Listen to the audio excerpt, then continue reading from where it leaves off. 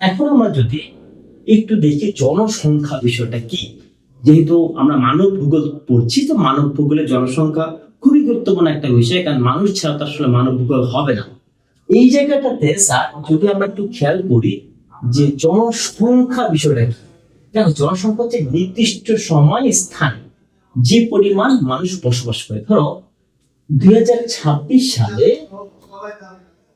ঢাকাতে যে পরিমাণ মানুষ বসবাস করে সেটা কি, সেটা হচ্ছে এখানকার মোট জনসংখ্যা। এবং এই জনসংখ্যা ভূগোলে কি নিয়ে আলাপ করে, মোট জনসংখ্যা কত, জনসংখ্যা কিভাবে বন্টিত হয়, জনসংখ্যা কতটুকু বৃদ্ধি পায়, জনসংখ্যার ভিতরে বয়স্ক কম বয়সী কোন কোন ধরনের লোক আছে, কোন মানুষগুলো এই এলাকায় আসতে চাচ্ছে বা আসে, কোন মানুষগুলো এখান থেকে চলে যায়, যেটাকে আমরা একটা বলতে পারি অভিগমন, এবং হচ্ছে নগরায়ন, যে এই জনসংখ্যা কিভাবে থাকতে পছন্দ করে, নগরে থাকতে পছন্দ করে নাকি গ্রামে গঞ্জে বা উপশহরে বা গ্রামের দিকে থাকতে পছন্দ করে। তো এই বিষয়গুলোই বেসিক্যালি জনসংখ্যা ভূগোলের বা মানব ভূগোলের একটা গুরুত্বপূর্ণ জায়গা। তো এইখান থেকে আমরা এই একটা এমসিকিউ এবং জনসংখ্যা ভূগোল কি নিয়ে আলাপ করে আরো একটা এমসিকিউ আশা করতে পারি। তাহলে এইবার সাধারণ জ্ঞান টাইপের যে প্রশ্নগুলো এর জন্য গুরুত্বপূর্ণ সেটা একটু আলাপ করি। প্রথমে আসে বিশ্বে জনসংখ্যা, সবচেয়ে বেশি জনসংখ্যা কোথায় আছে জানেন?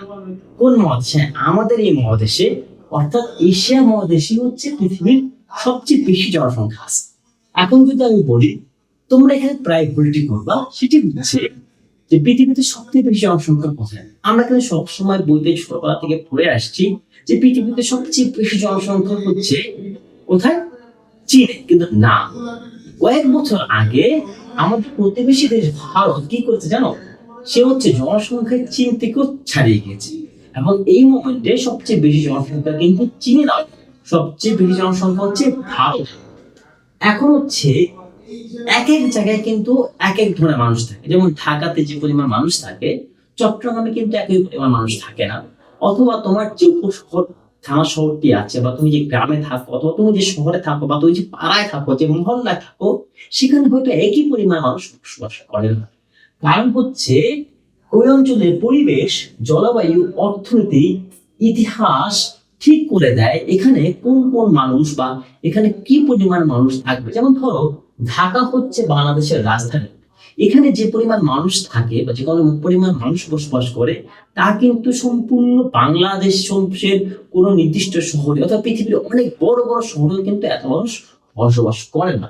সো এই জায়গা থেকে আমি বেসিক্যালি তিনটা এমসিকিউ দেখলাম, যে প্রথম হচ্ছে সর্বাধিক জনসংখ্যা হচ্ছে এশিয়াতে, এবং সবচেয়ে জনবহুল দেশ হচ্ছে এই মুহূর্তে ভারত, নট চায়না, এবং বন্টনের কারণে পরিবেশ, জলবায়ু, অর্থনীতি, ইতিহাস এর উপরে ভিত্তি করে জনসংখ্যা বিভিন্ন অঞ্চলে বিভিন্ন পরিমাণে হয়ে থাকে বা বন্টিত হয়ে থাকে। এখন এই বাংলাদেশের কথা যদি যাই, আমরা তার আগে একটু বোর্ডটা ক্লিয়ার করে নিই।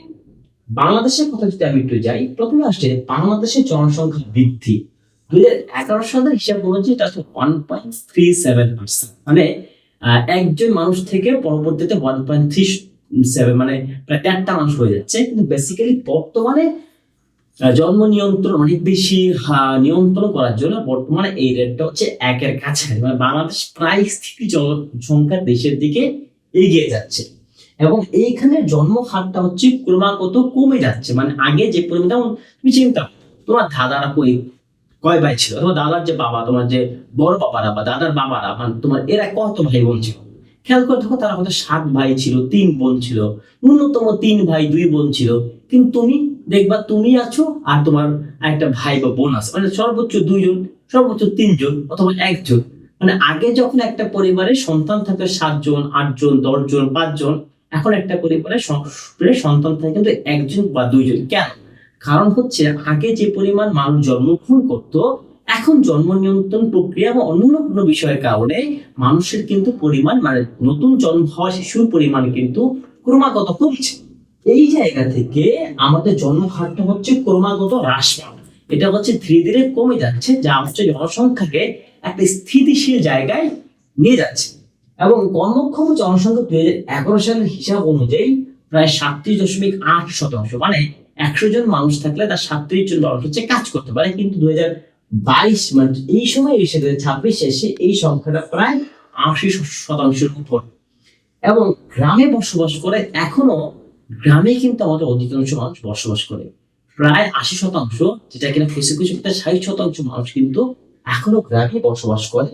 এবং সবচেয়ে বেশি বসবাস করে মানুষ কোন জেলাতে জানো? সবচেয়ে বেশি বসবাস করে মানুষ ঢাকা জেলা। কেন? কারণ এটা যেহেতু বাংলাদেশের রাজধানী, এখানে যেহেতু কাজের অনেক ধরনের সুযোগ আছে, যা কিনা হয়তো নাটোর, নওগাঁ, দিনাজপুর অথবা ধরো কোনো একটা উপশহর ঝালকাঠি কোথাও কিন্তু এটা নয়। এই জন্য এই শহরটাতে সবচেয়ে বেশি পরিমাণ মানুষ বসবাস করে। এবং এই জায়গা থেকে আমি আরো 5টা এমসিকিউ আমরা কিন্তু দেখে ফেললাম। এখন যদি একটু যাই যে বয়স ভিত্তিক, মানে কোন বয়সে মানুষ বেশি, কোন বয়সের কি অবস্থা। দেখো, একজন মানুষের একটু খেয়াল যদি করি, 0 থেকে 14, এটাকে আমরা বলি শিশু বা অপ্রাপ্ত বয়স্ক। আবার অনেক ক্ষেত্রে এটাকে 19 পর্যন্ত ধরা হয়। তো তোমাদের যেটা অপশন থাকবে সে অনুযায়ী তোমরা উত্তর দিবা।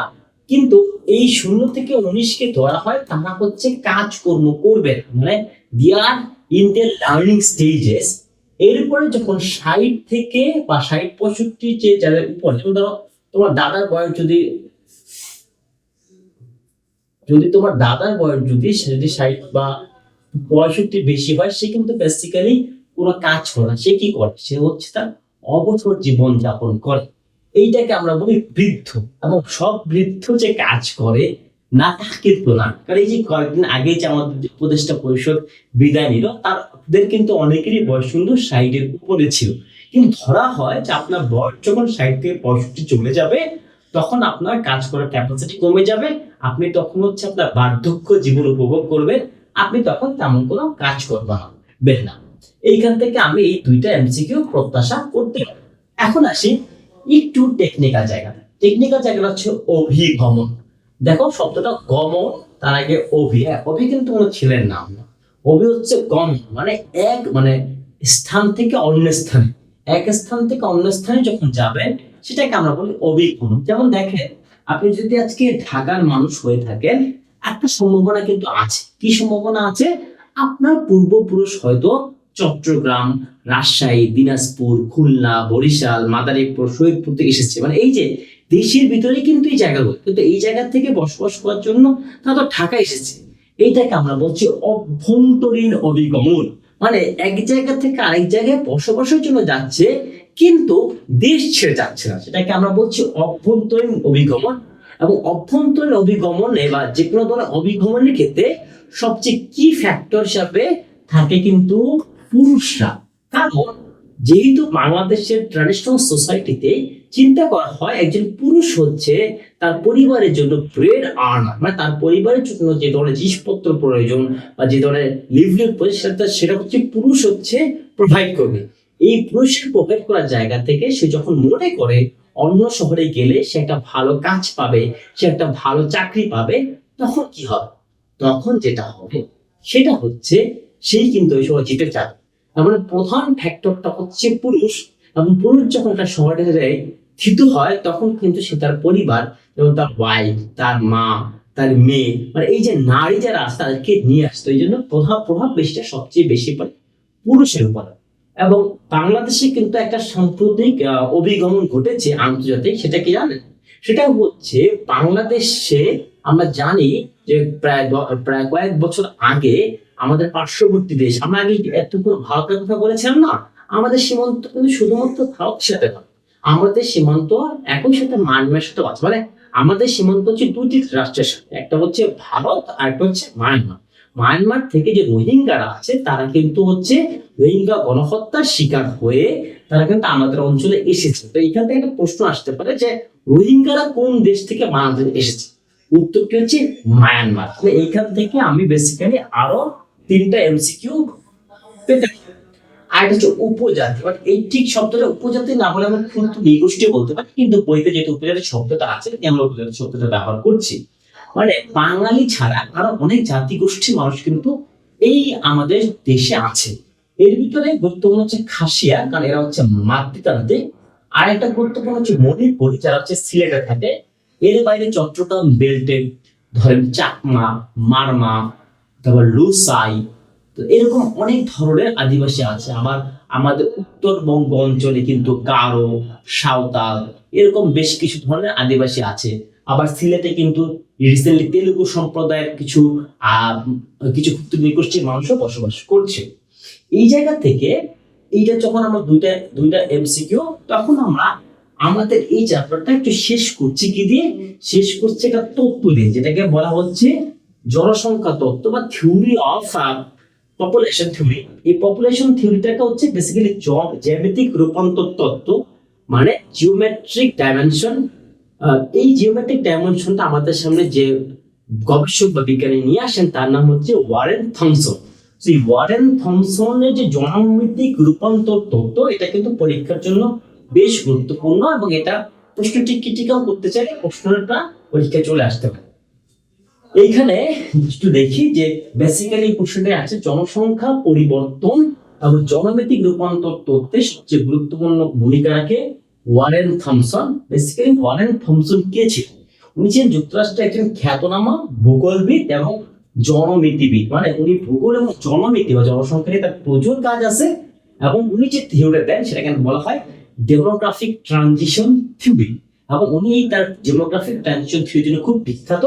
বেসিক্যালি এই থিওরির মতো তার অন্যান্য কাজগুলোর জন্য তাকে এই জনসংখ্যা পরিবর্তন, পপুলেশন চেঞ্জ এবং জ্যামিতিক রূপান্তর তত্ত্বে তাকে অনেক বেশি গুরুত্বপূর্ণ মনে করা হয়।